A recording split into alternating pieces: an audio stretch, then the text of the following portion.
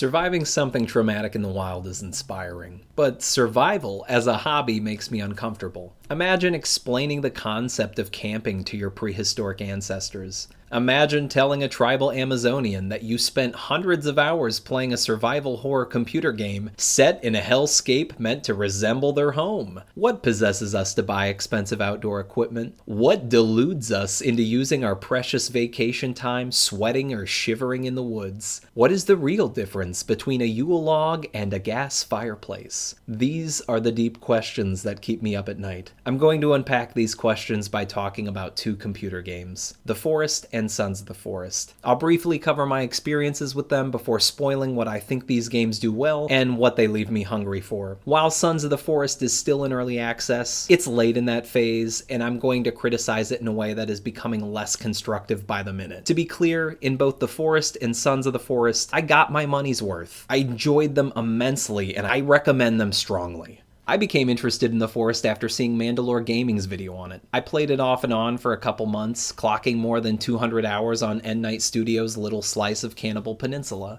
I had a hard time beating the first game, even after watching a playthrough of the later caves. I got very good with the spears and sword out in the daylight, but I still hate spelunking. All of my construction projects put function far before form. I spent more time trying to build a zipline network across the map than anything else. You know, just a faster way to get from spawn point to spawn point. But then I found the console commands. The console commands defeated the purpose of playing the game. Even when it's just cave light and build hack, I never liked Minecraft. Legos are great, but I don't want to stay single forever. The first game seemed to have a nice balance between exploration, resource gathering, crafting, and combat. Everything took planning and preparation because you had to gather to craft, craft to survive, survive to explore, and explore to gather. On easy, you can flounder about the peninsula and it's pretty forgiving once you get the basics down. On harder difficulties, you need to go to the far end of the map, hunt the elusive boar so you can craft a spear bag from the hides and have a slightly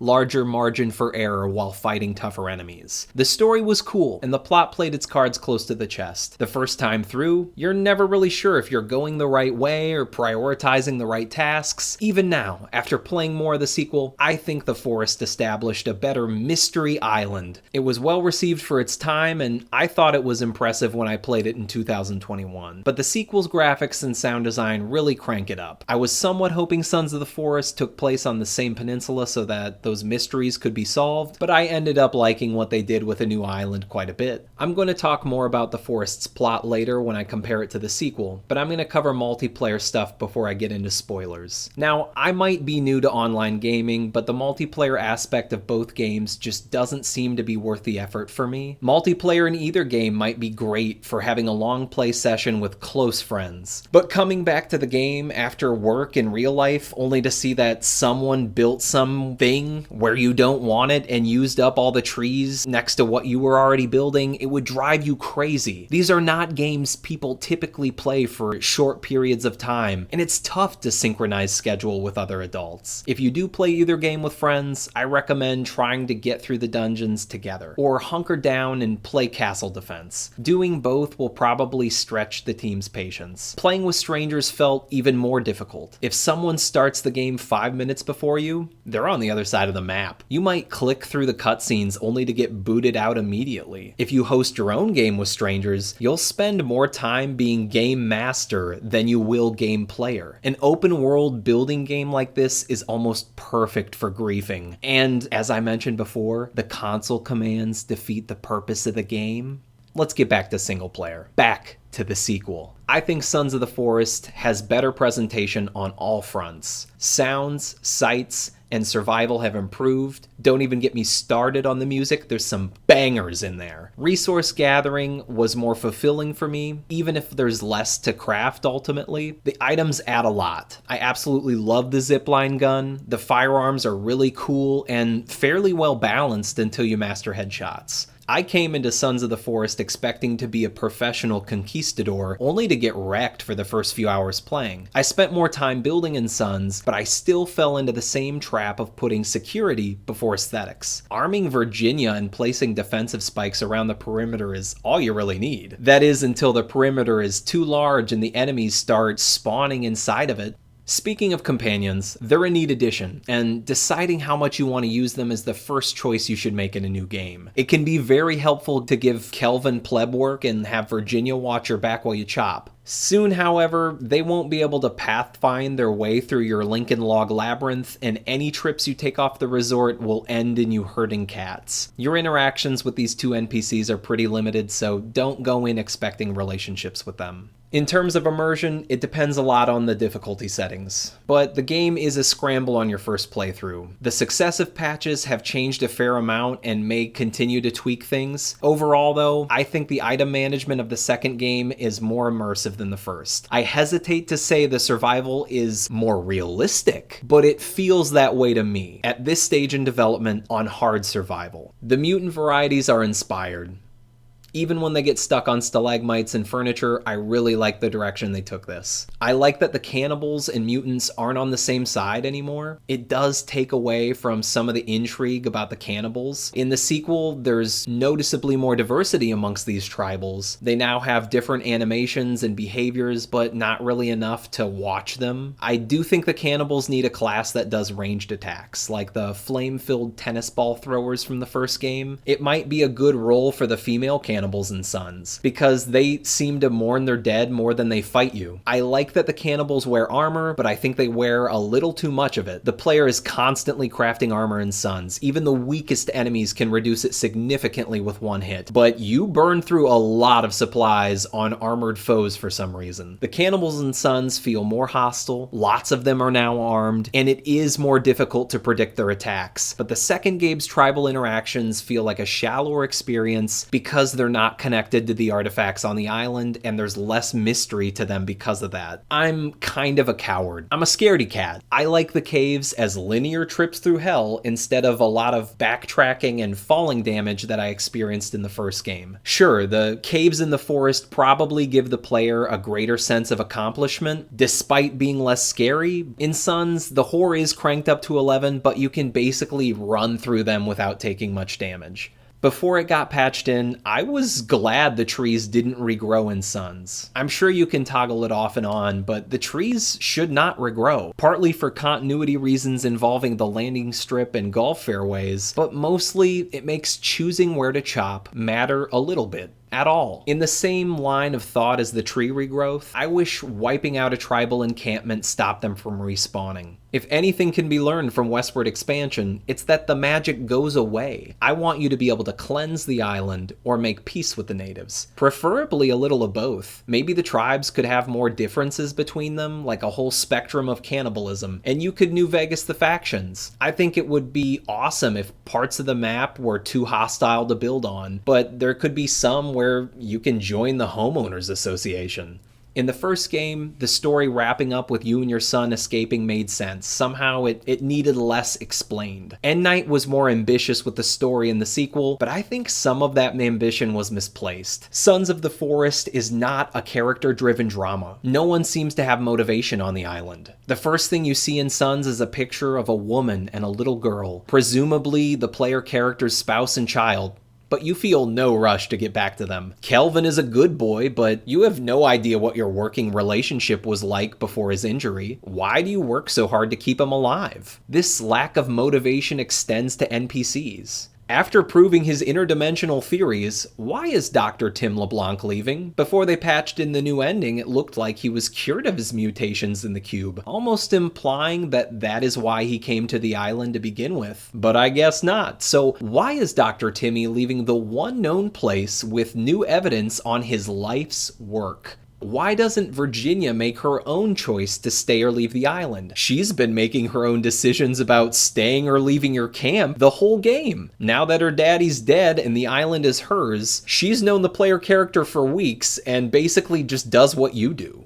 Why? Even Kelvin isn't immune to this baffling bit of logic. I get it, he's a resource gathering tool for the player, but even after a serious brain injury, Kelvin doesn't seem to enjoy indentured servitude in the new world very much. Why doesn't he get onto the helicopter regardless of what the player does? I personally would get way more mileage out of this game if the stakes were higher and the outcomes more permanent. Maybe an update will add a whole nother objective after Timmy's exit, but I doubt it. It'd be sweet if it added a real reason reason to climb the mountain. You know, climb that big snowy rock covering 1/5 of the map. It would be sick if activating the cube cured Timmy and Virginia of their mutations, but created some sort of electromagnetic issue that prevented helicopters from landing, and you would just spend the rest of the game without your GPS map, trying desperately to build a raft for the whole crew. Essentially, I want a little more Ludo narrative. Survival is cool on its own, and escape is a plot to itself, but I need more late game purpose in my actions. After my first time through Suns, I restarted the game on hard, and after that, I did a custom difficulty to mess about for a dozen more hours. At some point in each playthrough, I ran out of reasons to keep crafting armor. The player character doesn't really level up or provide that horizontal progression that I'm thirsty for. The character never gets better at blocking or attacking, so you just burn through armor or you burn through ammo. I know you can adjust the settings on custom difficulty or use cheats to mediate most of the gameplay issues I have with Suns, essentially letting you decide what the game is, but then it isn't a game anymore. You're just playing with the sliders and doing all the guess and check work for N-Night Studio. Both games rely on new tools and upgrades to provide character progression, but it doesn't matter nearly as much as it did in the first game. You start able to carry lots of sticks, lots of spears, and pretty soon a 3D printer makes you a canteen. For a game where a shovel is one of the most important quest items, there's not much to dig up. The golden armor is useful against one enemy type found mostly in 2 caves. It's clear these demons are different from all other mutants you've already seen, but don't worry, you can still skin them from armor. I doubt there will be more major changes to the story or ending, but I can't help but fantasize about a version of the game where there's a little more interpersonal reasons in why you do any of this. If I can't fall in love with the player character, what's the point of Virginia and Kelvin following him around? You go all over the map, find all the quest items, work really hard to gather resources, spend hours crafting and constructing, and ultimately it doesn't matter. Nothing you do changes the island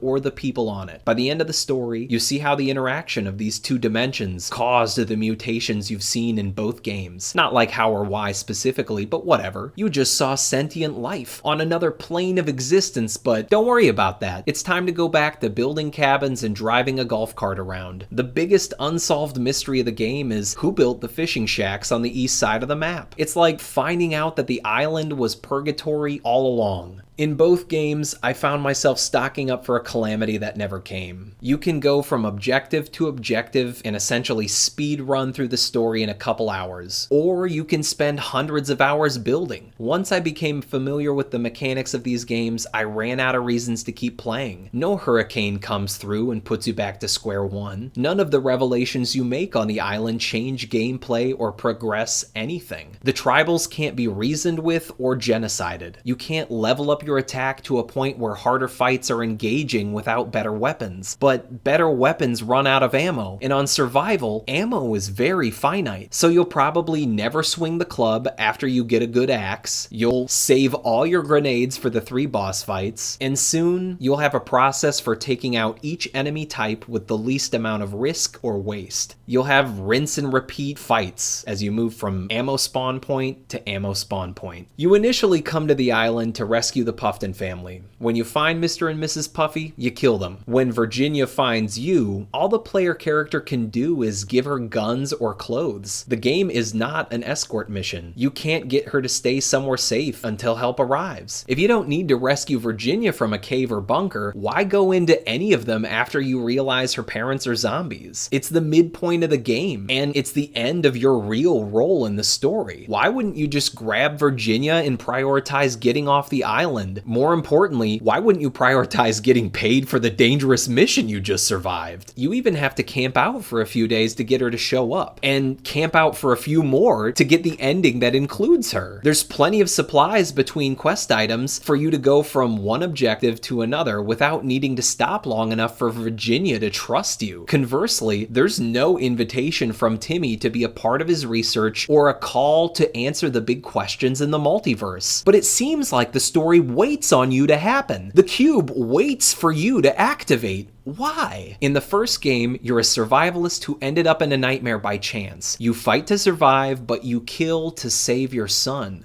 In Sons of the Forest, you're paid to rescue but kill because you're bored. The sequel's player character and plot seemed like contrived reasons to have guns and ammo littered about the island. I know that sounds harsh, but imagine if you were a mercenary with access to helicopters. Wouldn't you bring better guns than these pedestrian weapons, chosen almost to keep balance in mind? Sure, anything automatic would make the game a steamroll, so why be mercenaries to begin with? I think the plot would be twice as strong with just a different opening. If it was set at the beginning of the Puffton Island acquisition or long after. What if you're on a team of scientists alongside Timmy? What if you're hired to do the initial surveys of the island for the Puffton family? You could be a linguist specialist in charge of relations with the natives, or a botanist contracted to document the rare medicinal properties of these plants. You could be a virologist hired to help prevent another Columbian exchange. These could be different options at the start of the game, each with their own stats and trade-offs, giving the game more replay value. The Puffton family could disappear just as before, all the same stuff could happen, but you'd be more invested in the outcome. Don't get me wrong, I'm glad you're not like Nathan Drake solving ancient alien puzzles to get through the caves, but the game needs one more thing to tie it all up, to get me invested in the story. The bunkers are cool, but they're mostly half-built and therefore less explorable. I think the game could be improved if there was a chronology the player puts together from exploring. If the numerous corpses you came across were all at different stages of decay, it might give the player a rough timeline of what happened. It seems like there's less mysteries in Sons of the Forest, but not many answers either. It is a clear improvement on a winning recipe, but this game kind of forgot Mystery Island is what sold the first one. They made the map way bigger and included some really fun stuff, but it just hasn't quite come together. So if I'm not a Minecraft king, if I'm not a multiplayer boy, and the story is a linear path of spectacle, what is it that I like about these games? I think it has something to do with defensiveness. I kinda like building defenses and watching enemies bottleneck into my traps. I enjoy making a fortress more impregnable against waves of escalating threats. I like meticulously upgrading armor to help defend king and country. I even like managing my stamina so I always have enough juice to escape should my defenses fail. I'm a defensive person, not just emotionally, but in sports and in most games, I tend to choose the most moderate of strategies. I never bet it all on red or camp in the corner and wait for the perfect shot. I keep enough room in my inventory for looting while also carrying enough supplies to survive the unexpected. I think that's what these games do best. They create inner conflict between hunkering down to defend what you've already got or exploring to get more. Just like camping in real life, you can adjust the levels of immersion. Do you want to pretend to be Amish or pretend to be homeless? I'm not saying you should feel stupid about glamping in a camper or hunting with handicaps. I'm definitely not going to shame you for playing a game on the difficulty that best suits your mood. But there has to be a way for us, as humans, to invent a lifestyle that creates equilibrium between technological progress and meaningful connection with nature. There has to be a way. You're just not going to find it in these two games. Thank you for watching.